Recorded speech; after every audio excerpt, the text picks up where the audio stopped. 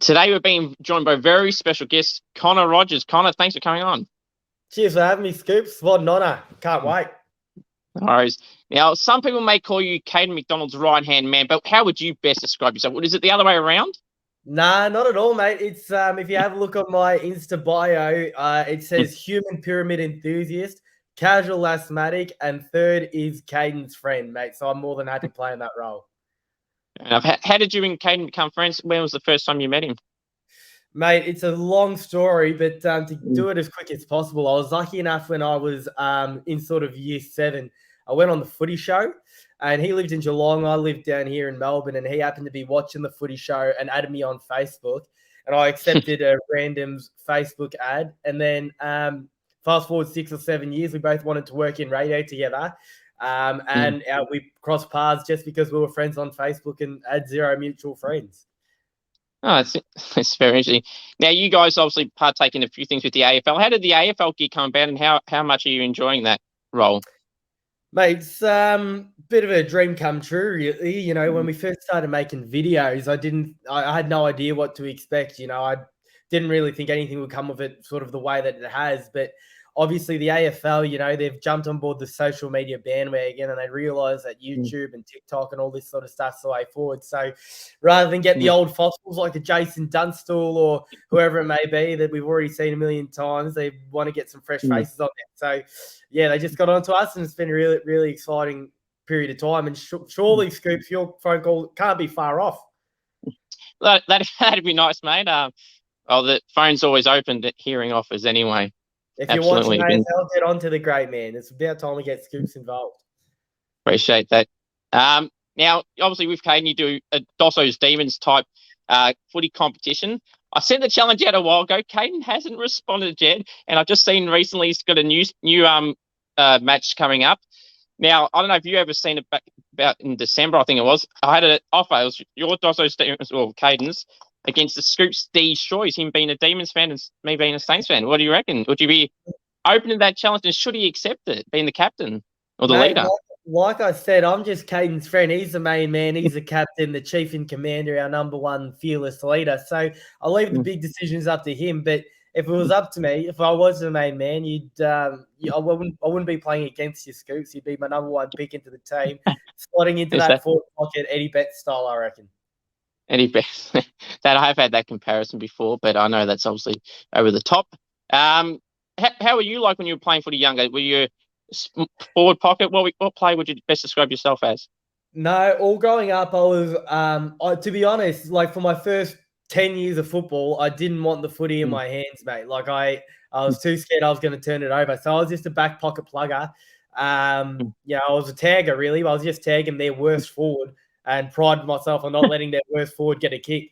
So it was only in the last few years where I started getting a bit of a kick, mind you, in the Division 2 reserves. Wasn't exactly league footy, but I was running around on a half forward flank. And I'd say I'm a bit of a Matt Owies type, you know, someone who celebrates his goals as if he's kicked a bag of 10 when really he's just dribbled one from straight in front.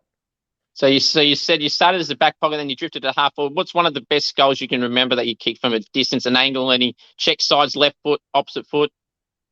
My favorite goal. I would say that my favorite goal that sticks out to me would be in a prelim final at Heidelberg West. I kicked one from probably 45 as a 16 or 17-year-old, and I couldn't kick 45 meters now as a fully grown man. So I had no idea. I don't even think I was trying to kick a goal. I think I was just kicking as hard as you can, hope for the best, and somehow it sailed through. And in the last 10 years of football, I'm yet to kick a football half as far as that. So that long bomb is probably the one that sticks out to me in a big game. Outside of Caden, who would you say is the best AFL YouTube creator that you've had either collabed with or met in person, had a good chat to, or even versed against in footy, if you ever did, or anything like that? My main man, Roaming Has. Keep a lookout for this man. He's going to be the next big thing. You think Caden's doing all right for himself? Roman Has, he is going to be the juggernaut. He's going to transform the whole game, I reckon. So, mate, such a young age, and he's already putting on a clinic, the man. So I can't wait to see what's in store for him. I'm sure he'll love that compliment, knowing him a little bit. I'm sure he'd love you mentioning that. Um, Now, you're a Carlton fan. Obviously, it's probably a great time to come on because when we're recording this, it's the day after you had a great win over the Power. You must have been pretty pumped with that being there too. Mate, absolutely. I was there. It was one of the great days at the footy. I was actually there on a third date. Actually, it was a woman from Ireland who's only been there a few weeks and didn't even know what the game of footy was. And I actually copped spray. The date didn't go all that well because she said I wasn't paying her any attention, which is fair enough. I wasn't. I apologize for it. But here we are, the Blue Baggers. I've seen us be shit for 25 years, and all of a sudden we're beating the 15 winning streak or whatever it is, 13 winning streak, second on the ladder, creaming them by 50 points. I was like, what do you expect me to do here? How could I not watch the game? This should explain that it's a rarity for us to win in the position we've been in so far for the start of the year. The Power, yeah, they had a fair few out, but to win in that fashion, not just win, but win real well as well. Well, the last 4 games. Understand. Yeah, that's right. The last 4 games have been in and around 50 points or more. So hopefully it do the same in the West Coast. And the week after against the Pies, that's when we really start getting excited if it happens again.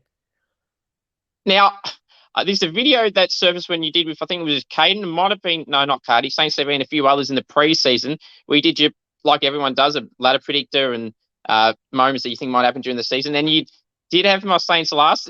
What was your thoughts about that? You try to be a bit different compared to the rest?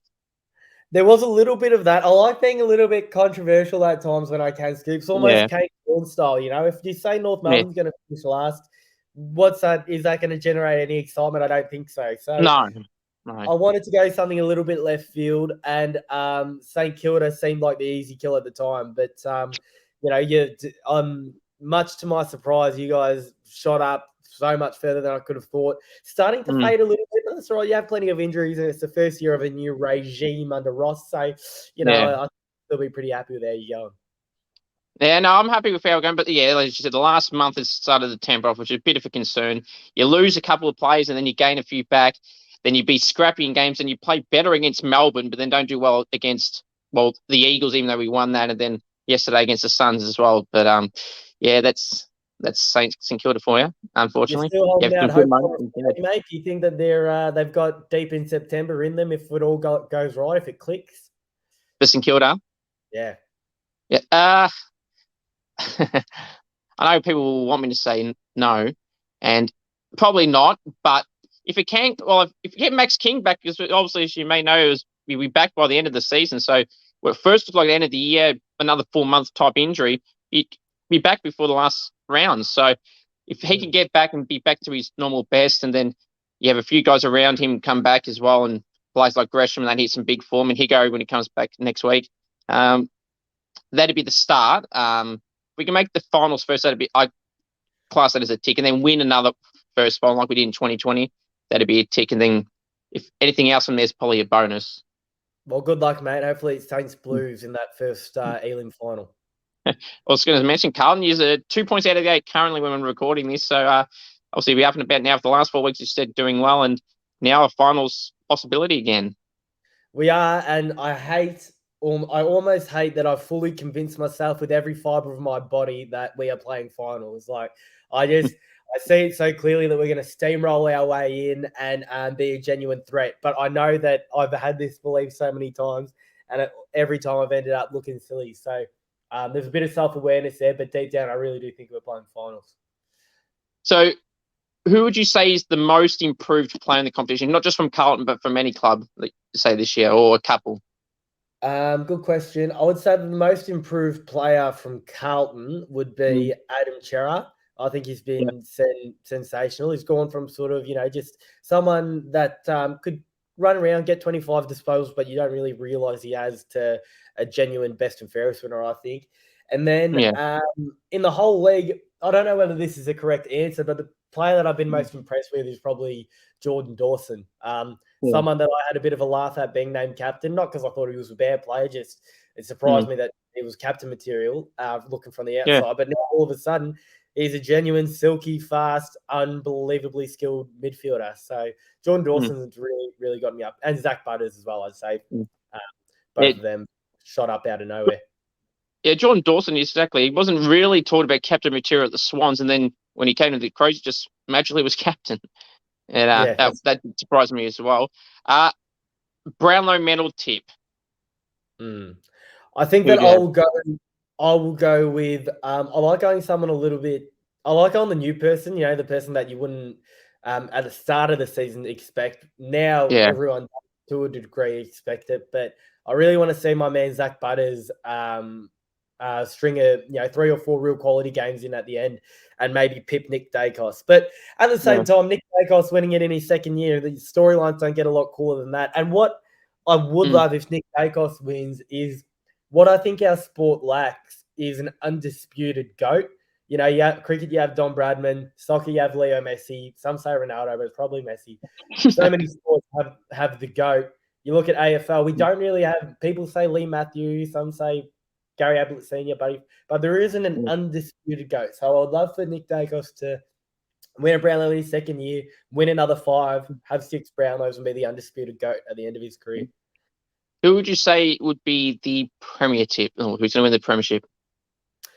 I think that I'm going to go with the Pies. I think that it might be the obvious choice, but you can't look past them. And Brisbane looks sensational at times, but can they do it at the MCG? Melbourne are yet to string it all together.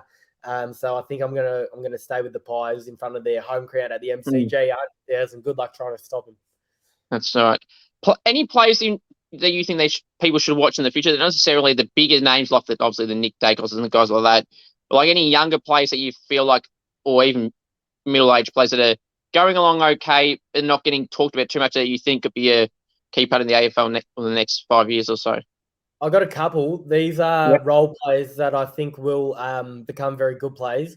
From Carlton perspective, obviously being a one-eyed biased Carlton man, Jordan Boyd is a little tough, skillful back pocket. He might miss a week because they say he did a dangerous tackle. But Boydie, my main man, Jordan Boyd, I really think is going to surprise a few people and become a really good rebounding defender.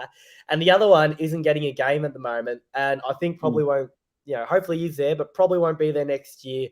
But hopefully finds another club is Trent Bianco. Every time I see Trent Bianco play, I think he's silky, he's smooth, elite ball user. And I think Trent Bianco, if given proper opportunity, could be a serious silky player. Now, I got one more final question for you, Connor. It's a real pleasure coming on. It's the biggest question of all the questions you've had so far. Did Paddy Cripps deserve the Brownlow last year?